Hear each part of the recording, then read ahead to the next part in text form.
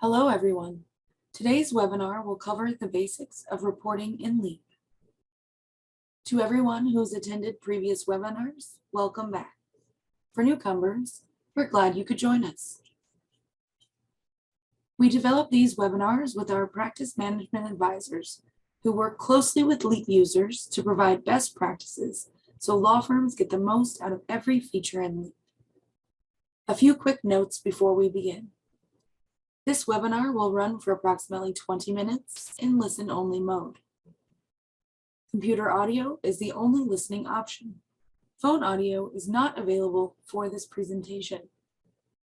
This webinar is offered for training and educational purposes and is not legal advice. We will respond to common questions toward the end of the webinar. Full instructions for all that is discussed today can be found on the LEAP Help Center. And as always, please contact consultants@leap.us if you require more advanced training tailored to your needs. The topics we will cover today include matters and clients reports, trust reports, operating account reports, management reports, and restricting reports access. We will explore the most commonly used reports, as well as filtering options and export of the reports. First, let's take a look at our matters and clients reporting options. LEAP's matters and clients reporting options allows all users to obtain general information about their contacts, matters, and critical dates and tasks. These reports do not include any financial data and generally aren't restricted to specific users. One exception is the client overview report, which we will look at in a moment. The reports we are going to focus on in this section are client contact information, card contact information, matter lists filterable by status or type, critical dates and tasks, and the client overview report. First, we will look at the client and card detail reports. Reports can be found by going to the main menu and selecting Reports. This will open in a browser window. The client and card details reports can be found under Matters and Clients. The reports are similar but have different filters. Hover over Clients and Cards and select Client Details. Here, you can set filters for matter status if, for example, you only want to see a list of clients whose files were marked File Complete. Matter type, if you only want to see a client list for a certain type of matter. Card type, this allows you to filter by people, business, company, government, or trust, and is based upon how you set up the client's card when it was entered into LEAP. If you use the supplier checkbox on cards, you can check this box to filter out all cards without the supplier box checked. You can run the report for all responsible or acting staff, or narrow it down and run it by state or all states. If you use the marketing consent checkbox on the client card, you can filter by that as well. Finally, you have the option to set a date range or not. This date range filters based upon the creation date of the card. So if you only want to see client cards created this year, set the date range. If you want to see all clients, uncheck the creation date box. Once you've selected your filters, select Search. As you can see here, we have almost 250 pages when we show just 10 cards. This can be expanded to 300 per page, but it is typically easier to scroll to the bottom of the screen and toggle the Selected Cards button to all cards. You also have the option to export to Excel or CSV format.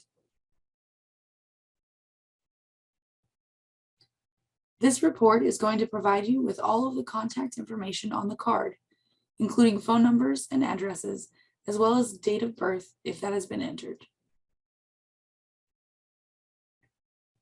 We will now briefly look at the card details report. This report has fewer options than the previous report, as it is just pulling all contact information in LEAP. You can still filter by card type, state, suppliers, and cards with marketing consent. Again, you have the option to select a creation date, window, or you can uncheck the box to search all. Similar to the prior report, you can select cards or toggle the selected cards button to download all. This report displays the same information as the client details report. The next report we will look at here is the matter list. This report has a lot of helpful filters to allow you to drill down into your matter list. In this case, we are going to filter the matter status so that we only see those matters with the status of answer filed or answer served across all matter types. We will exclude inactive staff and keep the staff selections for each of the staff filters. Finally, you have the option to group this list however you would like to see it, by client, matter status, matter type, state, or the originating, responsible, or acting staff member. If we filter by matter status, we will get a list of matters with answers filed on the first page and answers served on the next. Nearly all of the reports in LEAP can be exported into a variety of formats by using the Export to the Selected Format field and clicking Export. You also have the option of a print preview or just straight to print.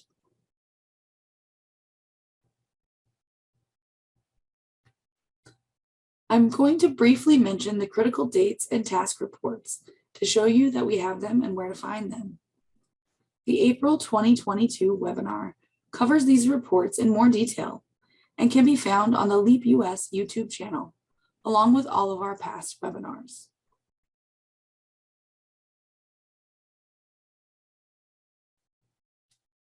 The last report in this section is the Client Overview Report. This report gives you a snapshot of all the matters created within the date range selected. As I mentioned previously, this report does have financial information in it, so you may want to restrict who can access it. As you can see, it is broken up by client, and then each of the client's matters with fee estimates and what has been billed and collected within the date range selected. Next, we are going to look at trust reports. We are not going to cover end-of-month trust reporting in this webinar, but you can find prior webinars that cover trust reconciliation and reporting on our YouTube channel. We will cover the following reports: trust accounts payments paid cash book, trust accounts payments received cash book, trust trial balance report, and dormant matters with trust balances. The trust reports are quite straightforward and have less filters than other types of reports. For example, the trust accounts payments paid cash book only has a date range and account to choose from. When you run this report, you will see each payment out of the trust account, the number associated with it, typically a check number, who it was paid to and on what matter, as well as the reason. The multi-amount column shows several items that were combined into one transaction, with the total in the payment amount column. Note that this says interim at the top. This indicates that this report is being run independent of the reconciliation end-of-month reports. This is one of the reports produced and stored in LEAP as a final report at the end of the trust reconciliation cycle. You will see the same options on the trust account payment received cash book report, again showing interim. This provides the same information as the report we've just seen, except it lists who the payment was received from and whether the funds have been banked or not. Banked refers to creating a bank deposit in LEAP for those payment types for which it is necessary to physically deposit in the bank. Depositing these items in LEAP is what starts the clock on the clearance period, or the amount of time LEAP will hold those funds as unavailable to ensure that they clear the bank before they are drawn upon. Next is probably the most important report in LEAP, the Trust Trial Balance Report. This report provides a list of all clients for whom you are holding trust funds. You can set the at date and group by responsible or acting staff if you want. You can also choose to only show matters with a balance on the at date, or any matters that had a balance and/or transaction. Typically, you just run this for matters with current balances. When you click View, you will get a complete listing of all matters with trust balances and a total at the bottom. The great thing about this report is that you can click on the matter number to see any particular client's trust ledger.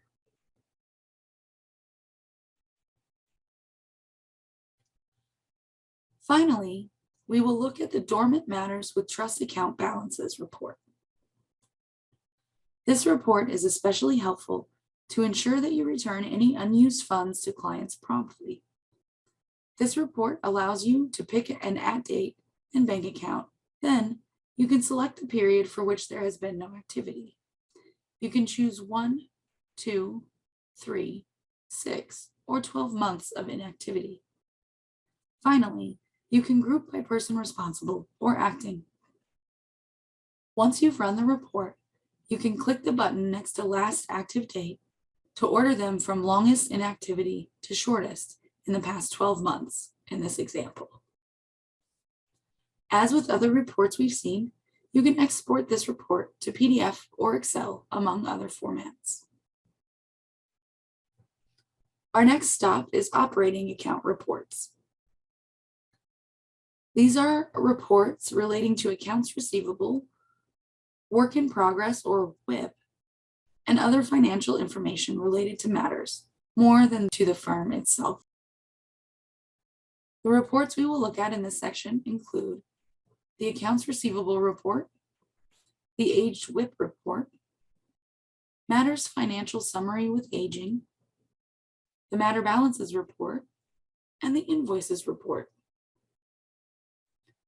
Many of these reports overlap, so which you use is based upon what particular information you need and in what format you would like to see it. We will start with probably the most important operating account report, the accounts receivable report. This report is just what it sounds like. All matters with outstanding balances owed to the firm. There are quite a few filters here that you can choose. An at date, as we've seen in prior reports. Which type of invoices you would like to include. Typically, this would just be finalized invoices. If you've set up reporting groups, you can select one, a few, or all. Whether to include inactive staff. It is best practice to include inactive staff to capture any outstanding balances for attorneys who have left or partners who have retired.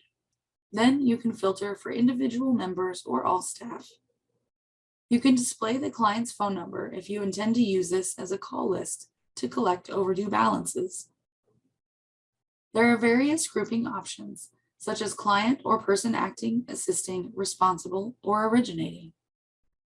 Finally, you can choose whether you want to have this report produce an expanded version, which shows each outstanding invoice for the matter, or just a general overview. We will leave it at no, and we can expand it later if we would like more detail. As you can see, this gives us the matter number, the debtor, the total amount outstanding, whether there are retainers in the operating account we can apply, and then columns for current and past due invoices. Click on the small plus sign next to the matter number to expand the selection and see the details of the outstanding balances.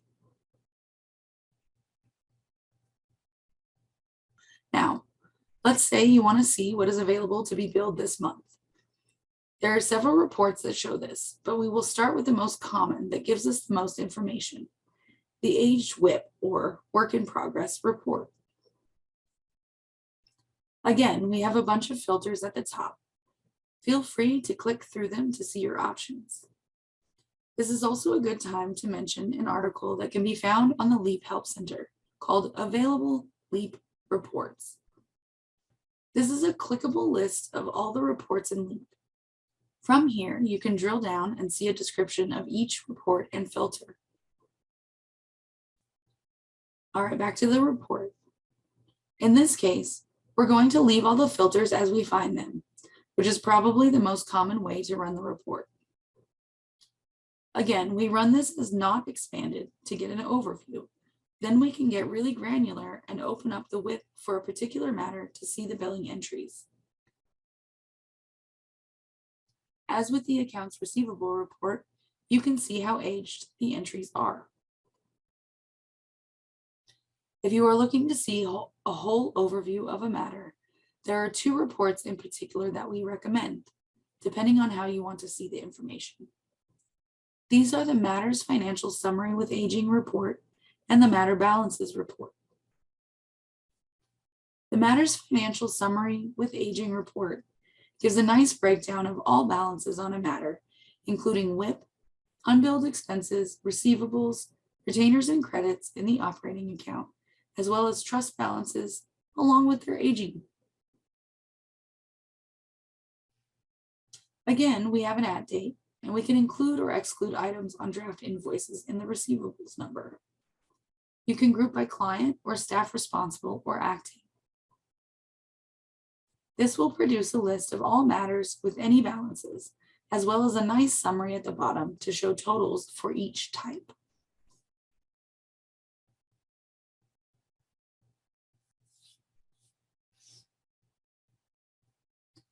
If you are more interested in just the numbers and not so interested in the aging, you can run the Matter Balances report.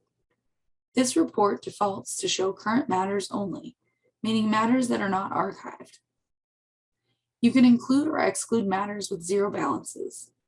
Most people exclude these. Choose the staff type you would like to filter by, and if you want your receivables balance to include draft invoices. Finally, choose to group by or not, and click View. This gives generally the same information as the report we just looked at, but in a different format and without aging. You still get the totals at the bottom. Finally, we will take a look at the invoices report. The invoices report is a great report if you want to see, for example, everything you've billed this year and how much you've recovered against those billables. For this, you will select a date range, unlike the at date we've seen in other reports. This is because the invoices report only reports information based on invoices created during that date range. Again, you can include or exclude draft invoices and filter for staff type. With the Outstanding Invoices Only filter, you can include only invoices that are still outstanding or all invoices, including those that have been fully paid. Choose your grouping option or none. I recommend grouping by client or debtor. The expand option is only needed if you do use a grouping option, and we will leave that at no, so we can get an overview for each client and drill down if we need to. Once you click View, a report is produced that provides you with all the invoices that have been produced within the selected date range, the amount of fees, expenses, and discounts, the invoice total, any payments allocated to those invoices, and a balance due. Totals can be found at the bottom of the report. Before we move on to restricting access to reports, we will take a quick peek at a few important management reports. The reports in the management section provide insight into the profits of the business as well as individual contributors. These reports are often restricted to only partners and office managers. We will look at the following: staff time and fee activity summary, fee contributions and recovery, payment allocation, and fee earner summary. The first report we're going to look at in this section is the staff time and fee activity summary. This report can provide a lot of information if your firm uses activity codes, but I like it for its simple and clean hours and fees reporting. First, set the date range. Then select the staff you would like to appear on the report. We will leave this as the default with all staff selected. You have the option to choose whether you want to see billed, billable, or not billable time. We will leave this as the default as well. If you want to see time and fees for only specific activity codes, you can choose these as well. Click View, and you can see a listing of all staff, their hours within the selected time period, and the fees generated based upon those hours. You can expand each staff member to see their activity codes and time entries. A new feature on this report is the ability to select certain matters, then view the report to show the billable time only for those selected matters.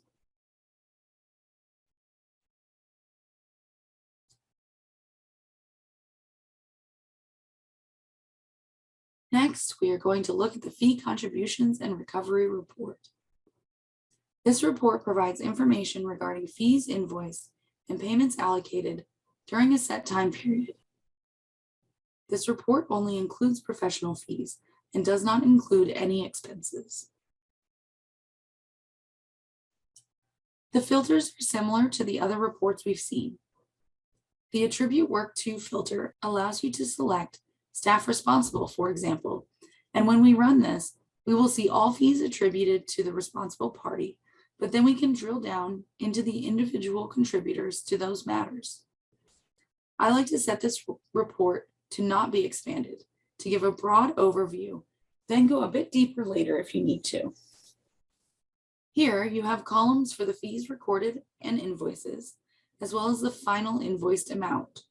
These two numbers might be different if, for example, you change a billable entry to reflect $0 on the draft invoice.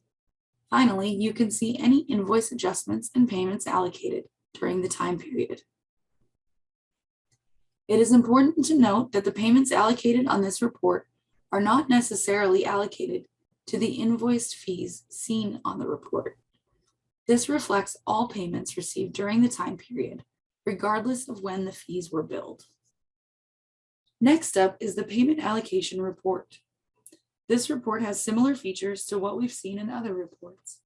You can select a date range and who to attribute professional fees to. You can filter by matter status and type as well. Here, you will have a breakdown of all payments received during the selected time period, as well as their allocations between professional fees and expenses. It also allocates a percentage of total fees to each timekeeper. You can group this report by matter type as well to see a breakdown of what has been collected for each area of law. Finally, for this section, we are going to take a look at the Fee Earner Summary Report.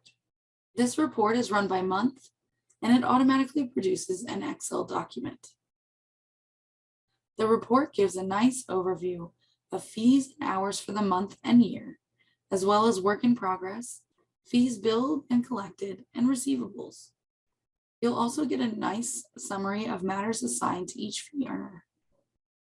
There are also totals at the bottom of each column. Last but certainly not least, I'm going to show you how to restrict access to reports in LEAP. Only LEAP administrators have the ability to restrict reports access. Typically, when a firm is set up by one of our certified independent consultants, only 1 or 2 people have such access. For report restricting, you must restrict reports on an individual basis. This allows the firm to have full control over who sees what information. You can give individuals full reports access or restrict some or all reports. There are other restriction options as well. You can restrict access to transaction creation, which blocks individuals from conducting certain trust or operating activities, like writing an expense check. Finally, you can restrict access to matter and card editing so that users cannot make major changes to a matter or card without appropriate access. The reports and activity restrictions can be found in the application settings, located in Menu, then Settings, and Application Settings.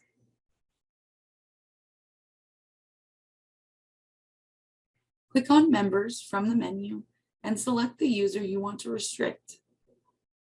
Navigate to the Access and Permissions tab and select Edit Security Details.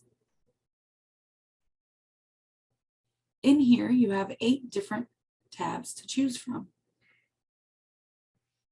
A check mark next to the item means this user has access to it, and you can select or deselect all. I would recommend clicking through each of these tabs to familiarize yourself with all the options. For the reports, if only some items are unchecked, the user will be able to hover over that type of report and will only see the reports he or she does have access to.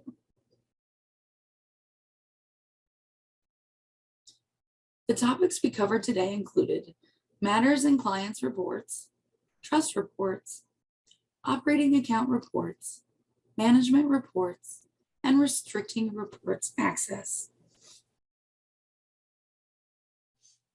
At this time, we'd like to answer a few questions and provide a few best practice tips.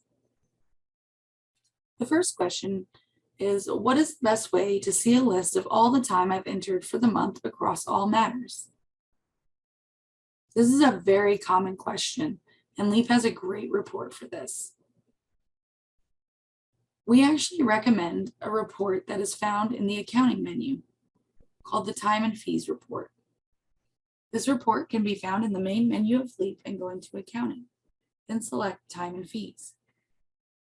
The report can be filtered by timekeeper or matter, and for date range and variety of billing statuses. Once you've run the report, you can click the print icon in the top left corner to pull it into the familiar reporting screen to export or print. All right, one more question. Can I have reports regularly sent to me every day or week? The answer to this is yes. Leap offers report subscriptions for the most common reports, many of which we covered here today. These can be found in the gear icon in the top right of the reports window. Just click the orange plus sign on the left, enter all of the pertinent details, such as type of report, format, and the frequency. Enter your email address and the subject line of the email and click Save.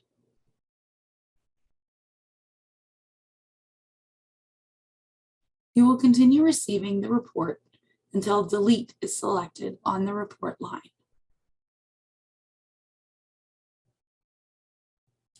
All right, well, we've reached the end of this month's webinar. Before we go, visit the Leap Help Center to access the following resources at community.leap.us. Check news and announcements for all your updates. If you need to learn how to use a certain feature, please visit the knowledge base for step-by-step training articles. You may also start a live chat support for technical issues. And you can always watch training webinars and videos. Join us on the last Thursday of every month at 12:30 for webinars just like this one. As always, follow Leap User Info on social media for the most up-to-date information on every feature in Leap, including on LinkedIn, Twitter, Facebook, and Instagram. We also welcome you to review Leap. Thank you for joining us, and we look forward to seeing you in our next webinar.